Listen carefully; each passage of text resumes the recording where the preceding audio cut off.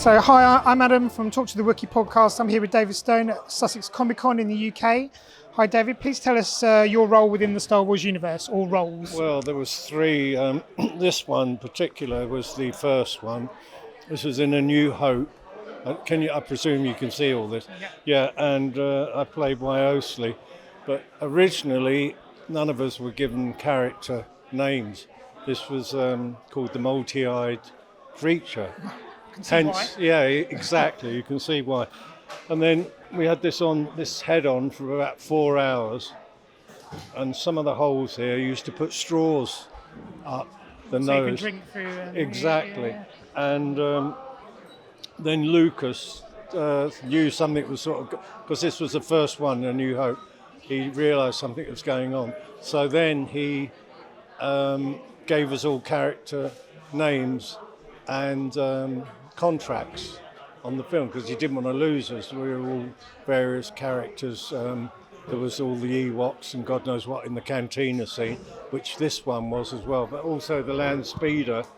This was the land speeder guy who bought the land speeder. Oh, okay, yeah. With Mark Hamill. Yep. And so that was that. I mean, the head was horrendous.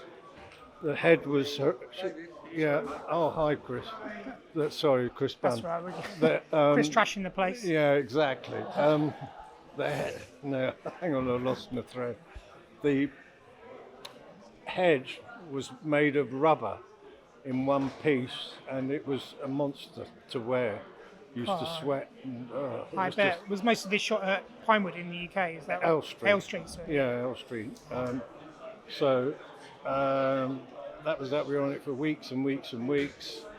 The cantina scene was all smoke scenes, and they used all that artificial smoke, which they'd never get away with now. It was awful, choked you to bloody death. Yeah, there wasn't much health and safety back then, was there? Yeah, and also the other thing, I doubled on. That's A New Hope, and then there was this particular scene was the B-wing pilot. This was in Return of the Jedi. And I doubled also for Mark Hamill in a few scenes. He was in America, and there were some scenes that they wanted to carry on doing, so they put me up in a rocket in Elstree, God knows how many feet up in the air, and left me up there for a few hours. It was all right. It was quite interesting though, to be doubling for him. This was quite a unique part to play.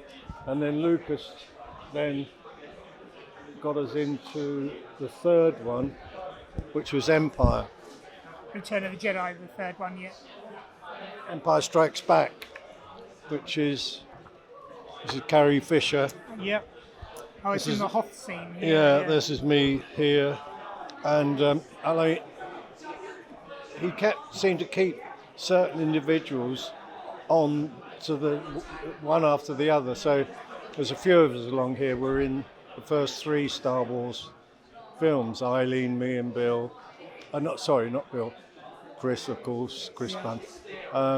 No, it was interesting. It went on for months and months and months, but they never realised it was ever going to be so successful. That's why on the original one, called Multi-Eyed Creature, then we've given character, as I told you, Wioslea and various. That was the head one. This monster. Yeah, he's a great character. So how was it you first got a role in Star Wars then? How did it happen? I went to drama school, and then somebody said, they're doing big auditions at Elstree for some film. And so I went along, and somebody approached me and said, would I wear a rubber head? So, they moulded this head to my head, and then didn't have any Velcro or anything. It put on like a just a cover over your head. These days, they wouldn't get away with it. They'd have it Velcroed. Easy on, easy off. Yeah, exactly. Because it was horrible to wear. Yeah. Awful. I mean, the other one, the Stormtroopers were probably worse, because some of their stuff, mind you, they could get their helmets off quite quick, the Stormtroopers, but these sort of things. And my eyes were down here. And Eileen used to tug on these tentacle things. Eileen Roberts. Yeah. Was down there.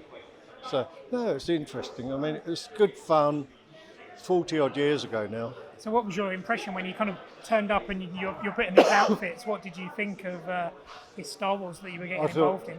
I thought, how am I ever going to put up with this for weeks on end? And somehow you just ploughed through it. And I think it was a good bunch working on it. So what's your most kind of memorable moment of working on Star Wars movie? I think working with Alec Guinness and Mark doing the land speeder scene, which was this one.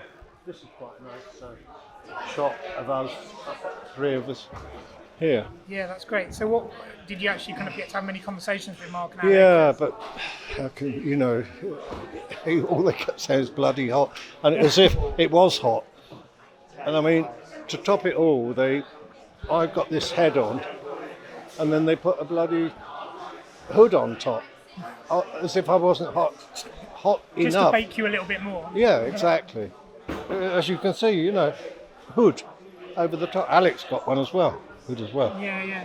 And there's Mark on the end. So that was that. So yeah. do you think you've been able to enjoy the kind of Star Wars saga as a story, despite seeing behind the curtain? Have you kind of enjoyed Star Wars? What, the following from it, to this? Yeah, just kind of because the story itself. Yeah, of course. I think because of the following it's got, it's enormous, the following. So therefore, it just makes you feel as though you've achieved something or done something in your life that's never going to go. Something big, yeah. It's never going to go away. No, it's not. Is it?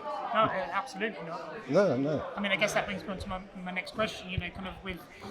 What do you think the future holds for Star Wars with Disney Plus now doing TV series and stuff relating to it? I've heard conflicting stories about it.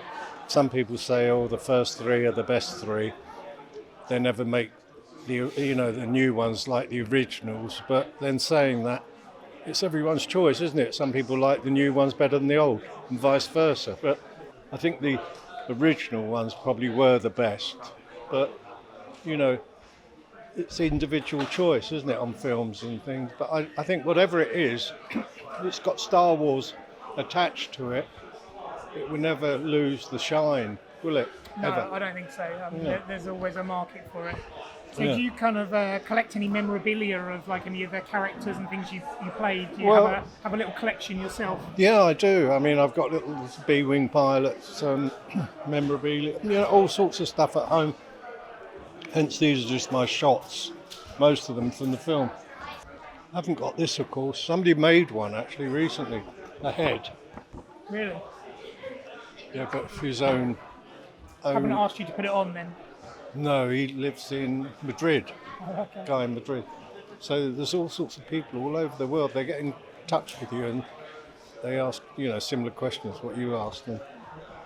No, it's just a nice thing to have been part of. Yeah. So it seems like you enjoy these kind of conventions and meeting the fans. And... Exactly. Yeah, and if it makes people happy, coming to these conventions and it's they follow something. I mean, it's good.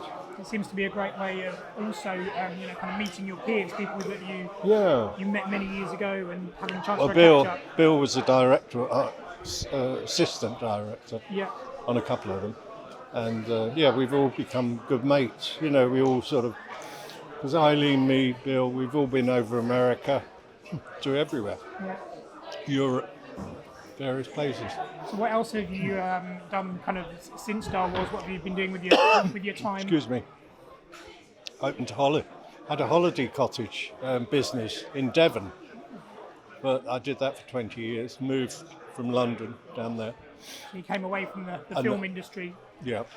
Opened a holiday business. Had holiday lets, and then 4 years ago I sold it because Star Wars. They kept getting in touch asking if I do the conventions, but I was stuck near Tavistock in Devon. It's a long way. Yeah. And you can't do everything in life. You either do one thing or the other, or nothing works.